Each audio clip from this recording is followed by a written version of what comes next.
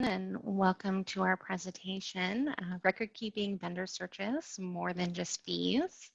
A few housekeeping items to get us started. This webinar is being recorded. We will send links of the recording to anyone who has registered, so if you have to drop off early, don't worry, you can come back and log back in. You are all muted for sound quality, but we absolutely welcome questions. We'll try and get to those at the end of the presentation. Please feel free to use the Q&A button down at the bottom of your screen to ask us questions throughout the presentation. My name is Haley McLaughlin. I am a consultant in Multnomah Group's Portland office and serve as the Director of Vendor Services. With me today is Breon Rollins. Breon, do you want to introduce yourself? Yeah, definitely. Thanks so much, Haley. And Breon Rollins, consultant based in Houston, Texas, and I serve on our Vendor Services and Technical Services Committee. Great. Thanks, Breon. I'm glad you are here today.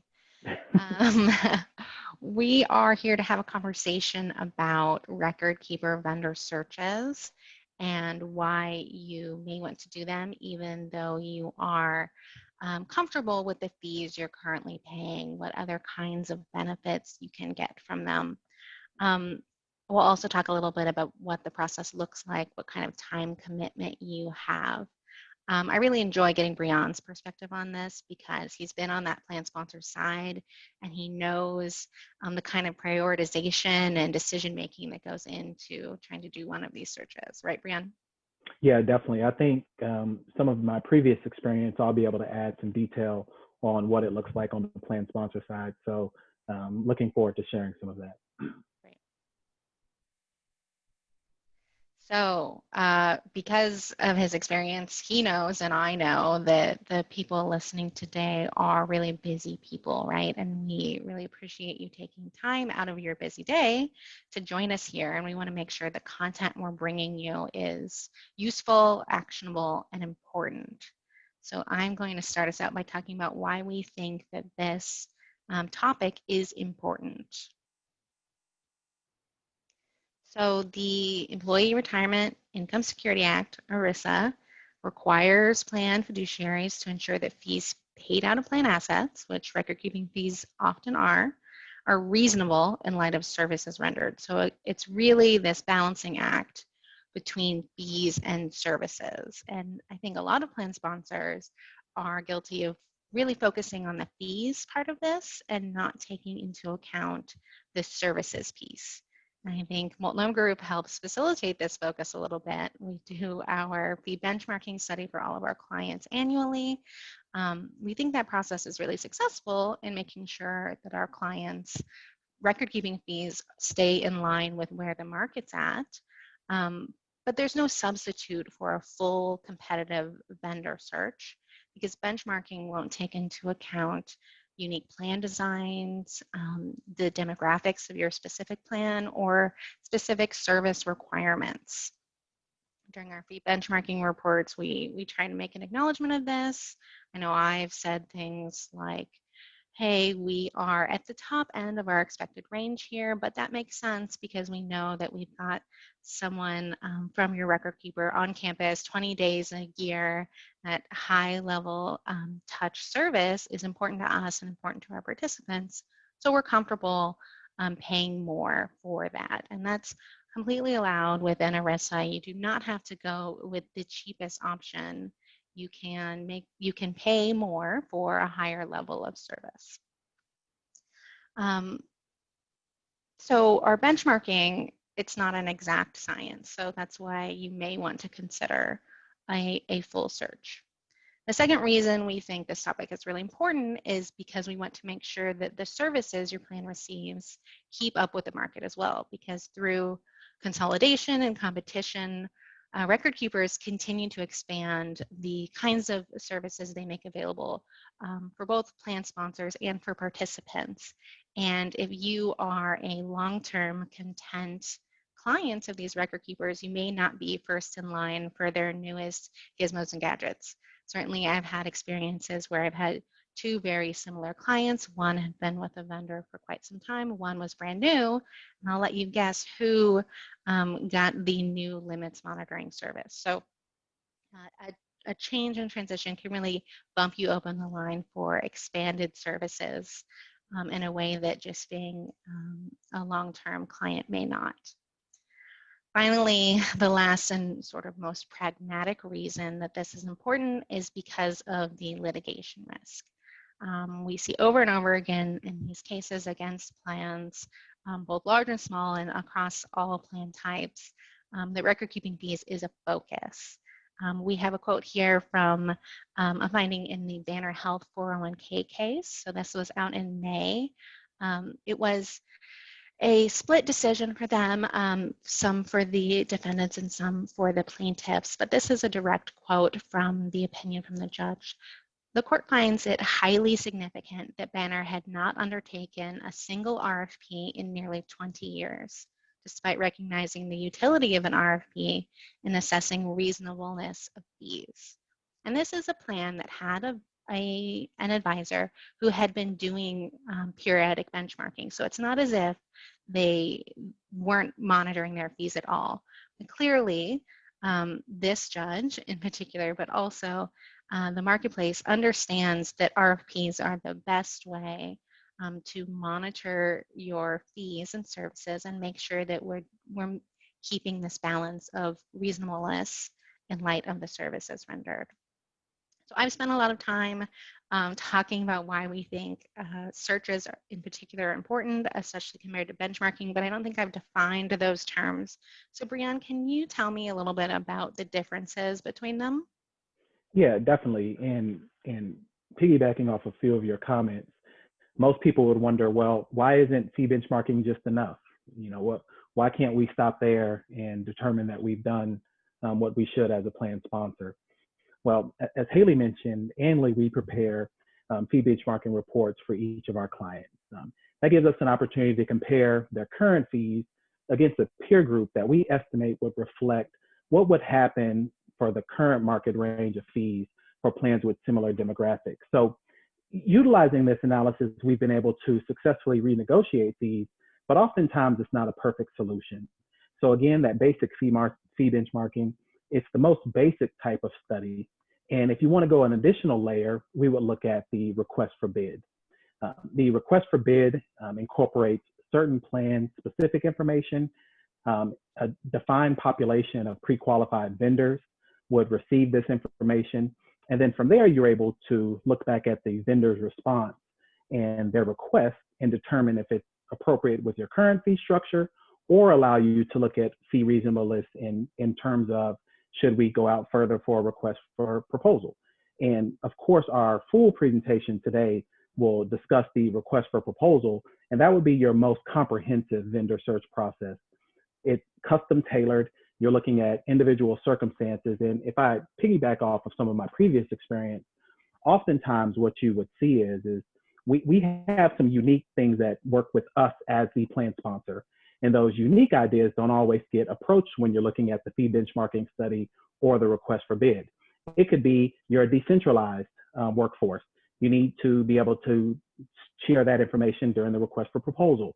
Oftentimes you'll get a cookie cutter solution where someone will say, well, we can come to one site at one day at one time. Well, if you have 14 locations, that may not work for your organization. So that request for proposal, again, will be that most comprehensive vendor search process, custom tailored to your circumstances, objectives, and the services of your particular plan. So we talked a lot about how this process looks, but what's in it for the plan sponsor, Haley? What does that look like as it relates to the plan sponsor? Sure, absolutely. So there's a lot in it for plan sponsors, I think. I mentioned this direct competition and this consolidation, and it's going to be a theme of this presentation because the record-keeping marketplace continues to evolve really rapidly because of this really direct competition. We've seen fees compress, and we continue to see a bit of a commoditization of the record-keeping process. So all of these vendors are trying to come up with ways to stand out. And one of the most important ways they can stand out is through enhanced administrative services, because usually when they're going out to bid, they're not pitching to participants. They're pitching to the CFO, the HR staff, the owners.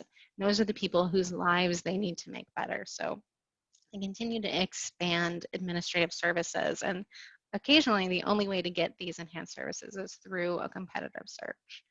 I have a few of them listed here that I'll talk about. So a lot of vendors have taken over the loan and hardship processing. So they're doing the ones doing the approval, and they're doing the payments and the distributions and all of that, so that your HR team doesn't have to be the one saying yes or no to a specific hardship provision. They don't have to dig into their participants' personal lives in a way that I think a lot of people don't want to do. They'd like to keep that sort of distance. So you can give that over to the record keeper. That's a great enhancement.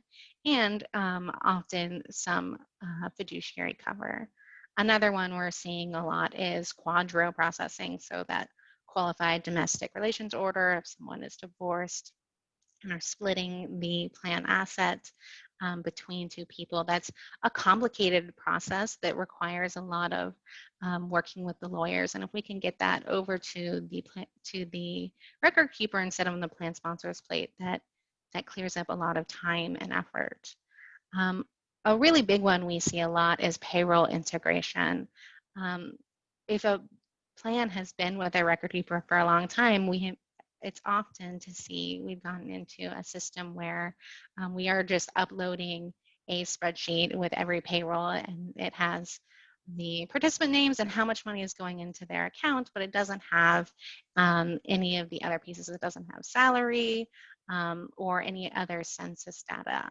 Often when you move to a new vendor in these modern times, you're setting up a more robust payroll feed, and that allows for the record keepers to do a lot more of the monitoring and processing. So they're monitoring limits, those annual limits, which are such a pain, as well as providing more plan health related reporting. If they have that salary information, if they have that demographic information, you can really dig into how participants are doing.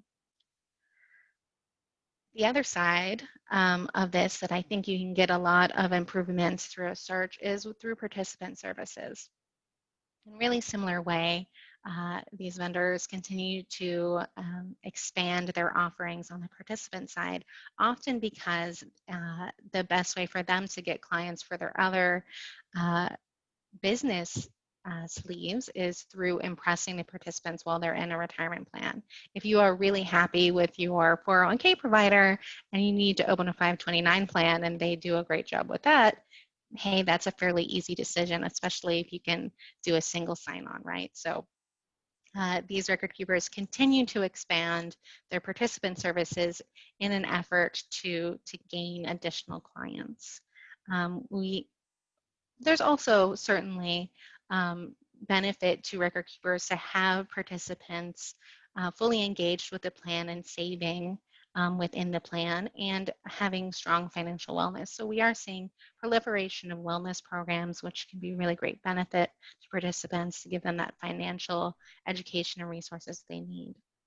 We're also seeing record keepers expand their fiduciary advice programs. So they're actually giving participants advice on how they should be invested, maybe how much they should be investing. And with the death of the original fiduciary rule and the new fiduciary rule that's coming out, we're seeing more record keepers be able to take on that advice position.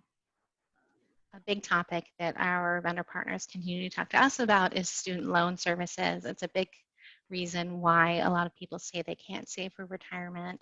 And so vendors continue to expand both their own services and information and calculators, but also partnering with third parties to help people get through this significant student loan debt.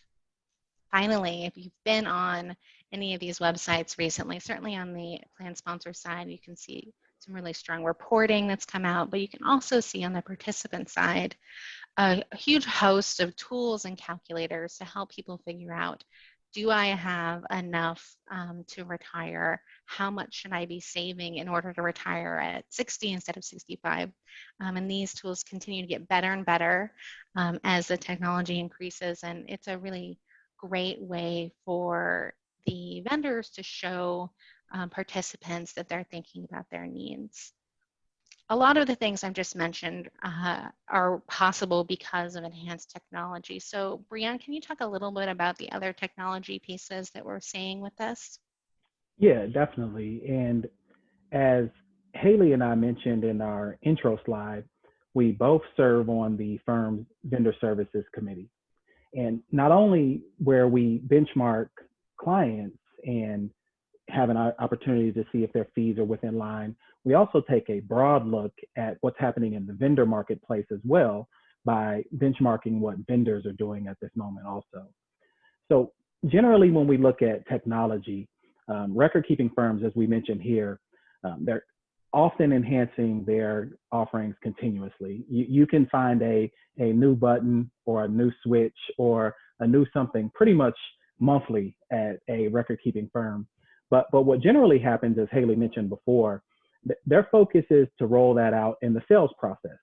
I always like to use an example when you look at cell phones. Cell phones always have these great plans for their new customers. Come in and get unlimited data, 1 million minutes, whatever it would be. But then if you were an existing customer, well, we don't have that functionality available for you right now. So oftentimes they may not spend as much time and effort rolling out those existing customers, the new services and the new offerings that they have. And if you as a plan sponsor are not saying, hey, we're interested in these services, we're interested in these details as well, it may never come downstream to you. Because oftentimes what happens, and let's use the example of employee enrollment options. Let's say you've been in a paper environment. If you've been in a paper environment and you've never said, we would like to get out of a paper environment, it may not be of a benefit for them to come in and say, well, we have these opportunities to use a smartphone or auto enrollment or one-click enrollment. So areas of concern like that would be where you can go for the full request for proposal to get additional information. Haley mentioned earlier contribution monitoring or the limits monitoring process. Taking that burden off of a HR staff or a benefit staff and placing that with your retirement record keeper, it benefits you greatly. As we talked at the beginning, we know all of you are busy. You are taking this hour with us to learn additional details and to share some ideas. But at the same time, you still may have to go back or you will go back and do your regular job. And if a part of your regular job was monitoring contributions, especially as you get closer to year end or plan year end, it just becomes more of a difficult process. So using technology to enhance that is also a benefit. Loans or withdrawals, we touched on shortly as well. But one of the big pieces would be your participant communication and customer experience. Carving out that time to conduct your vendor search, it creates an opportunity for you to evaluate what you're currently doing as it relates to communication and customer experience. And this is where you can take, well, what's going well, what's not working so well, and what would we like to improve on? And being able to do that form of assessment as you're going into this process will not only give you a chance to look at what you're doing, but also see what's happening in the marketplace. If you take into account, for example, a plan that hasn't done anything for 10, 15, 20 years, you'll only see the capabilities from technology and services from that vendor's perspective.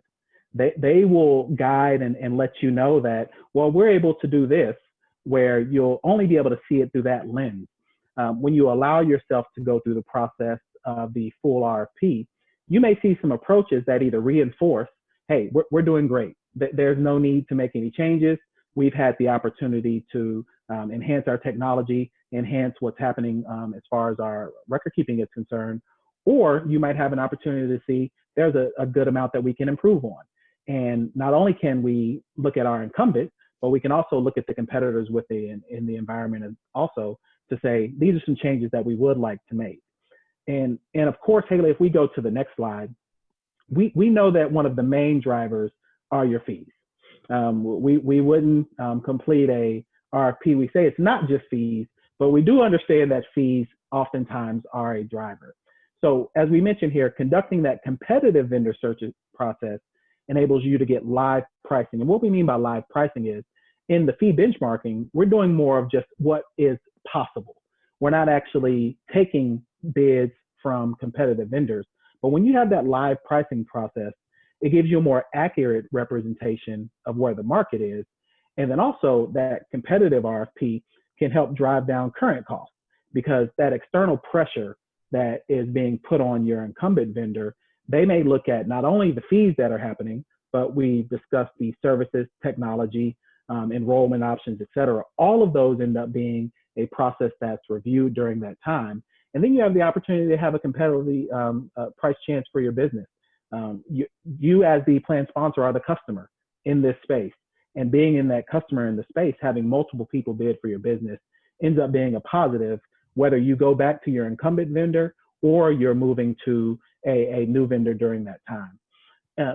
And one of the questions that I always like to ask here is, well, what is the process moving forward from there? What happens as you get to the competitive process? And Haley, I'll turn it over to you on what maybe peers are doing, or what's a successful story that we've seen in the marketplace. Yeah, absolutely. So we can talk about what we think a search can do for you, but I wanted to show you all a success story, right? A search that we did that was not only able to reduce their fees, but also to really enhance their service for both the plan sponsor and for the participant. So this is a search that Multnomah Group did. It's a 401k plan, about 2,700 eligible employees and 350 million in plan assets. They retained us to do a search because their incumbent provider had been acquired. As I mentioned, we're seeing this continued consolidation. We are seeing over and over again these businesses being acquired. I think most recently you heard that Empower has purchased Mass Mutual's retirement plan business. I think last year we saw Principal acquire Wells Fargo's retirement plan business. So this is something we're seeing happen again and again. And when your provider is acquired and they are asking you to move over to the acquiring vendor, that is a perfect chance to make sure that that is the right solution for you and your plan. You want to make sure that the new provider is an appropriate provider with appropriate fees for the services they're going to give you. So we really think that this consolidation process is a good kickstart to a search. So when we were hired for this particular case, we did do a benchmarking study, and we found that the fees that the plan was paying were at least 25% higher than our average market fees. So they were 25% higher than our highest range for a plan of that size. So we worked with the client to figure out their objectives, and we sent out an RFP to 10 potential vendors, including the incumbents. We went through the process. We had finals presentations. It was a great long day, and ultimately a new vendor was selected. And so that means that the plan is moving to a completely new vendor, which is a whole set of additional activity. The good news is that they saw a lot of really great benefits almost immediately.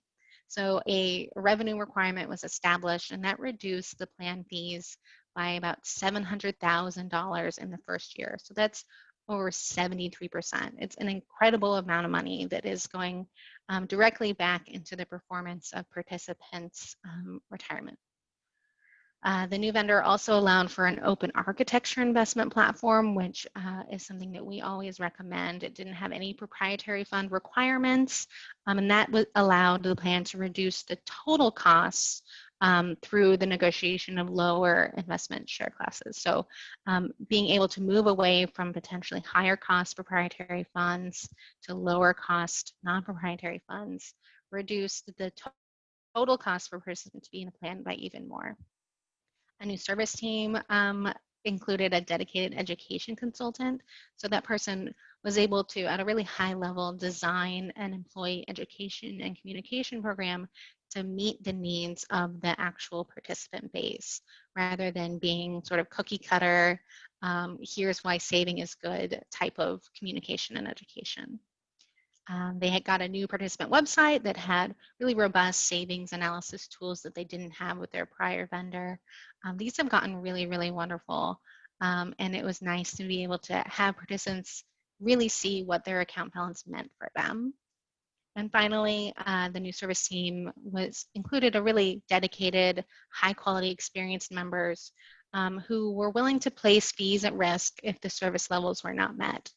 We say our very best vendor partners are the ones that are proactive and will reach out to us or to plan sponsors with new ideas, new thoughts, new concerns, and that's what they really got with their new service team. We tend to see services for new clients be a little higher than you see across the average, because you're most likely to give a referral when you have just made a purchase, right? So I think we continue to see that a brand new plan's service levels are higher than we see all on average across that vendor. So a really strong success story. I don't think I could ever promise that you will see a 73% reduction in your plan fees just given a search, but it is possible. It's happened before, and it's really nice story and a real benefit to all of those participants, which is what matters.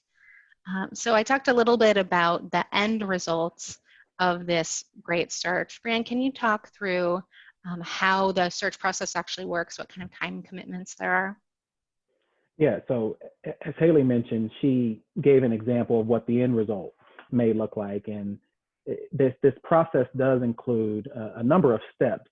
And we like to outline a project timeline that not only keeps you as the plan sponsor, but your search project on schedule to achieve your desired results as you go towards your staying with your incumbent or moving to a new vendor as well. If you notice on the slide, we have 3 phases. You have your preparation phase, and I'll give a little more detail to that here in a corresponding slide. You have your analysis phase in phase 2, and then your conversion phase. And your conversion doesn't necessarily mean that you're leaving a vendor. It could be that you're converting to the updated technology, updated services, and new fees with your incumbent vendor as well. And if you notice, we say you want to allow 6 months to complete this entire vendor search project. And one thing that I always like to recommend is if you can coordinate this project with other areas where employees are familiar with some level of change. So for some examples, if you keep in mind open enrollment, employee groups or employees on site, they're familiar with some level of change during your open enrollment period. That could be a increase or reduction in the benefit cost. That could be adding a new discretionary benefit to the plan or removing a benefit to the plan. So while employees are used to that, calendar effect of the open enrollment or a benefit fair, where you'll have people on site, you'll have individuals there. You can also talk about, well, our new vendor is providing us these details, or our current vendor has changed the process to allow us to have X, Y, and Z. And then also, if you have a standard calendar where employees are comfortable with ongoing plan dates or plan year end, you can make these changes during that time where it's more comfortable. Obviously, this is a change process. And with some level of change, there is going to be a number of questions or things you need to field. But during that time, if you're able to coordinate it with other areas that have change as well, you can package that detail all at one time. And we want you to take into consideration those 3 primary phases. Again, it's preparation, analysis, and conversion. And on the next slide, we can show you what this timeline will look like as we talk about it will take 6 months to complete. If you look at the timeline on the screen, we would consider 1 and 2 to be more in your preparation. If you would consider during that time, we're forming our vendor search committee, we're developing and managing a search schedule. Again, deadlines are very important there. And then at the same time, we want to take into consideration our staffing needs. If you're a staff of one in HR or in benefits or in finance, it may be a heavy lift for a staff of one. You'll want to use your partners, such as Multnomah Group and others that work with you within your organization to make sure that you're taking into account that that 6 month period will be a part of this. If we look at number two, we're talking about develop that request for proposal and identify the vendors. We've mentioned a number of times during the presentation the pre-qualification of vendors, or making sure that we're sending this information to, one, people that we think will respond, and two, people that are qualified to meet the needs of what you've outlined in your RFP. Taking this analysis phase, doing it in depth, will allow you to be able to move forward into the next phase. The preparation phase will allow you to move forward into the next phase, the analysis phase 3 and 4, with much more in your toolkit because you've done the work ahead of time. So as we go into 3, at this point, we're soliciting for proposals. We've sent that out. We're reviewing the responses from the potential candidates, as well as the incumbent. So we're able to not only look at, okay, this is what the marketplace is doing, but we're also able to see, okay, this is how they stack up versus what our incumbent would say either changes would be made or where we are now. And then in 4, we would choose the vendor finalists and conduct finalist presentations and analysis. At this point, we're choosing and notifying the finalists. We'll request additional materials. I'm going to laugh here for a second because it says coordinate on-site meetings. I don't know if you will be having on-site meetings right now, but I do know you can use technology such as Zoom, Microsoft Teams, etc. If you're not in an on-site environment at this point. But you'll be checking references, negotiating those preliminary fees, doing all the steps in the analysis process to make sure that, one, if you plan to make a change, you're doing it well thought out, you've put in the work, you've researched, done everything you can, or if you're staying with the incumbent, you've made sure that you've had your basis where you've been able to look at all the details. And then lastly, during conversion, 5 and 6, you're selecting your vendor. We've interviewed those finalists. We've notified that selected vendor, and then we're finalizing that contract. If a new vendor is selected, we want to establish and manage that timeline. This is where you'll get some partners involved, separate of maybe that committee. I know Haley will have some additional details about that here shortly.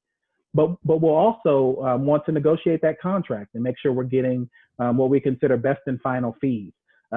During the process, you may move your fee target a number of times because you've seen what other competitors are doing again, and that's the benefit of having that live competitive process, because you're able to move the needle on certain items, whether it be fees or you're looking at services that you would like to add to your organization.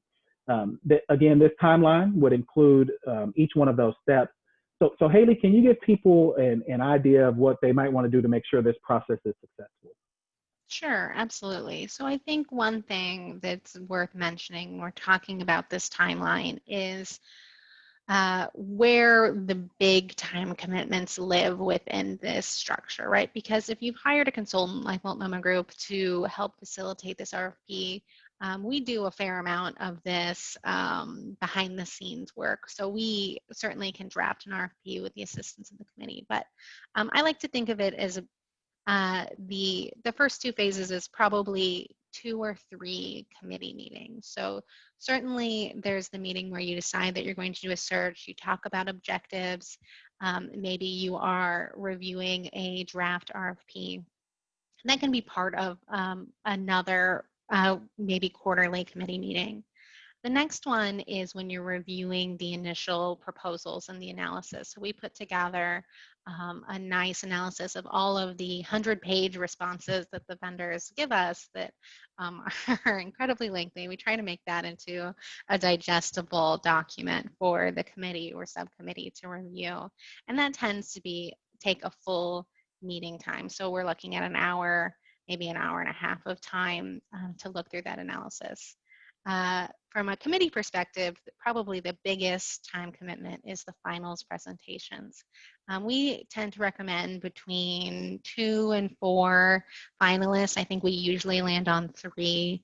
And if you're giving them an hour 15, an hour and a half each, that's a full day of listening to presentations, reviewing the presentations, and then hopefully ultimately making a decision. So we're looking at probably a half an hour as part of another meeting, a full hour meeting, and then basically a full day of finals presentations.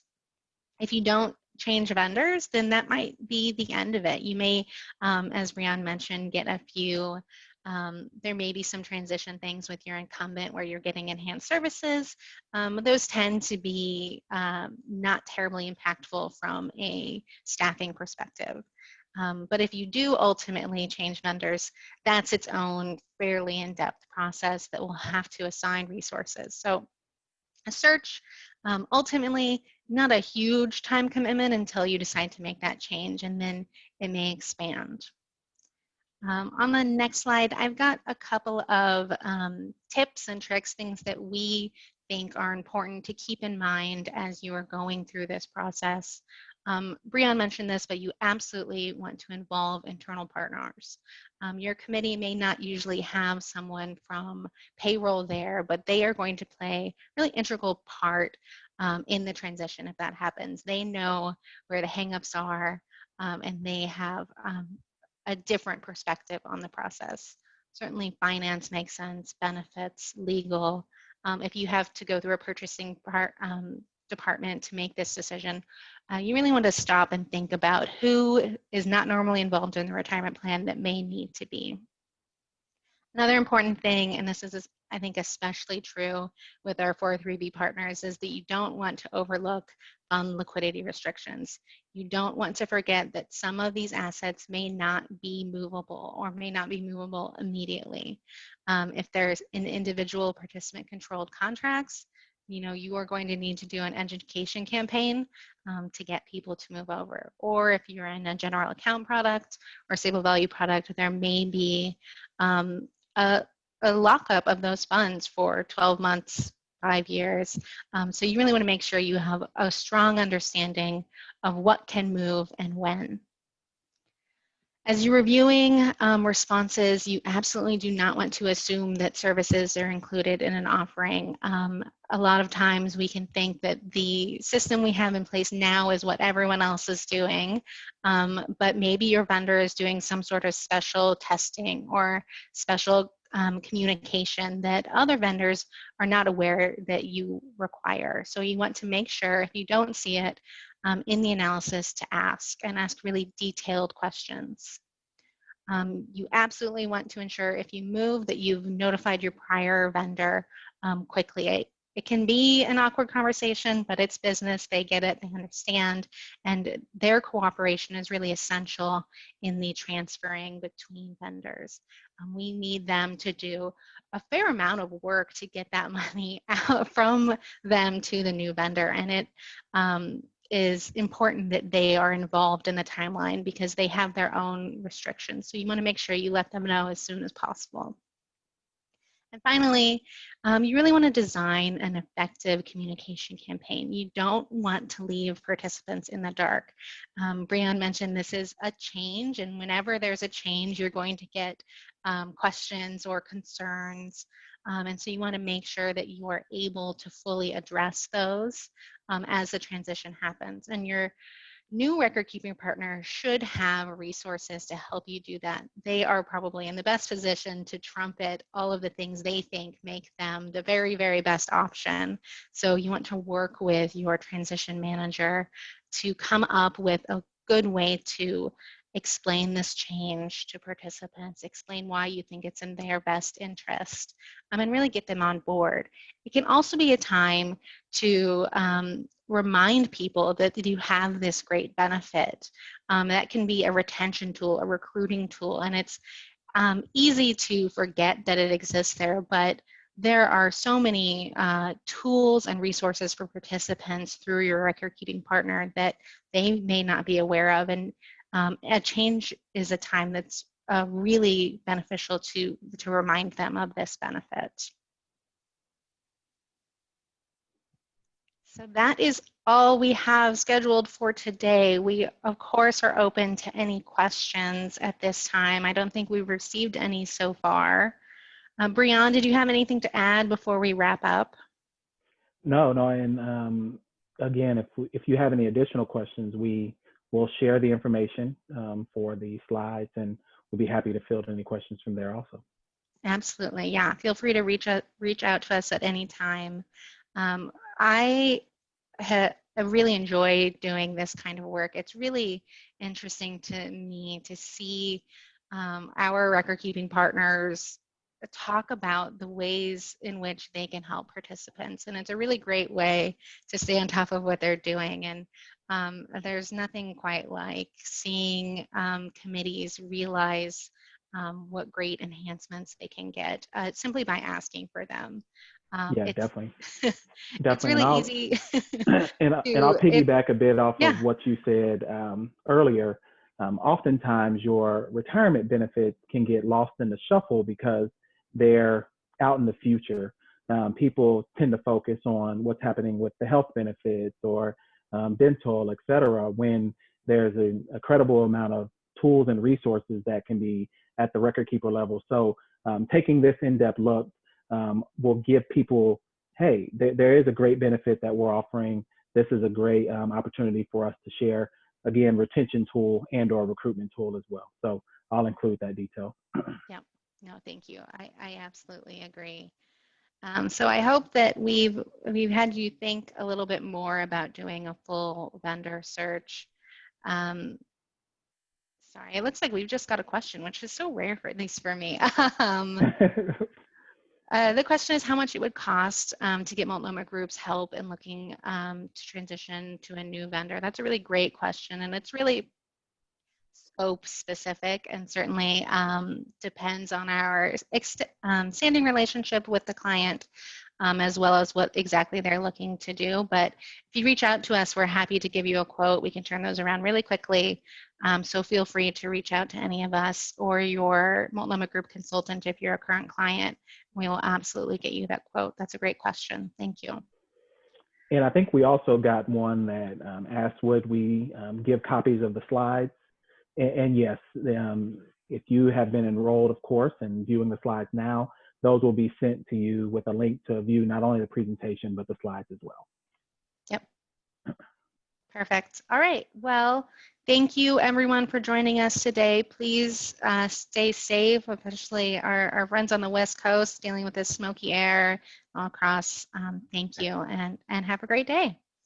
Bye. Thanks.